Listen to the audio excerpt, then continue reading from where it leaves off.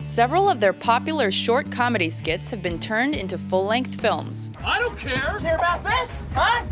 You want that? You want the real thing? Huh? Do you want... Welcome to WatchMojo.com, and today we'll be taking a look at the various movie adaptations of Saturday Night Live's most popular characters. Having flourished as a late-night comedy sketch show since 1975 due to its over-the-top characters, it was inevitable that SNL would eventually seek to capitalize on their popularity and ready-made fan base. This brings us to their first and arguably most well-known film adaptation. The Blues Brothers, portrayed by Dan Aykroyd and John Belushi, quickly caught the eye of Hollywood, and the duo was offered a film in 1980. Despite flopping upon its initial release, it grew a large following on home video and remained a cult phenomenon due to its smart script and explosive soundtrack. First you trade the Cadillac for a microphone.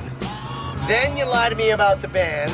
Now you're gonna put me right back in the joint. They're not gonna catch us. We're on a mission from God. A decade would pass before another SNL creation would be given the same opportunity on the silver screen. The result was 1992's Wayne's World, starring Mike Myers and Dana Carvey as two headbangers with their own cable access show. Miraculously, it became one of the most successful SNL movies of all time, and it was rewarded for being able to connect with its young audience. Cool.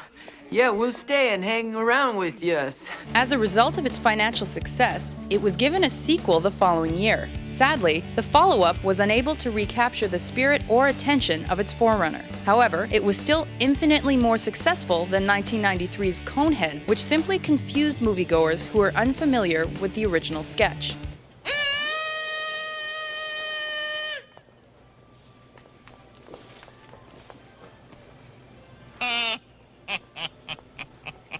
SNL films hit rock bottom soon after with the release of 1994's It's Pat, a movie so terrible that the studio axed its theatrical release. Well, I know about these music industry parties, sex, drugs, and rock and roll. Woohoo! As if that wasn't bad enough, they also pulled Al Franken's Stuart Saves His Family from theaters early due to it being a complete creative mess. In a desperate bid to re-energize their box office attempts, a sequel to The Blues Brothers was commissioned. Despite the best of intentions, the follow-up was unable to rekindle the magic of the original. That same year, Will Ferrell and Chris Kattan decided to reprise their nightclubbing personas in A Night at the Roxbury.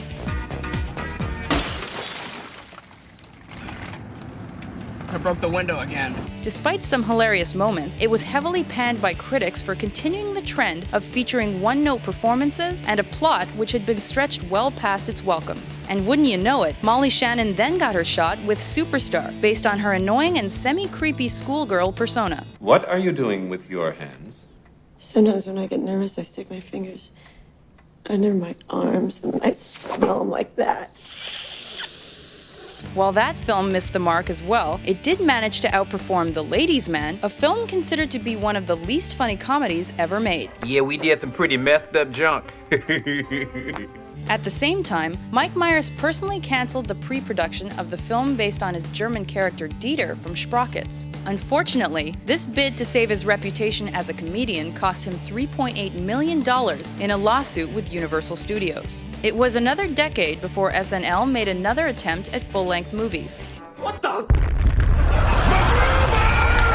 Their next effort was the MacGyver parody MacGruber in 2010. This time, the studio paid special attention to provide action and comedy, as the low-budget film's success would help decide the fate of future attempts to adapt their comedy sketches to the feature film format.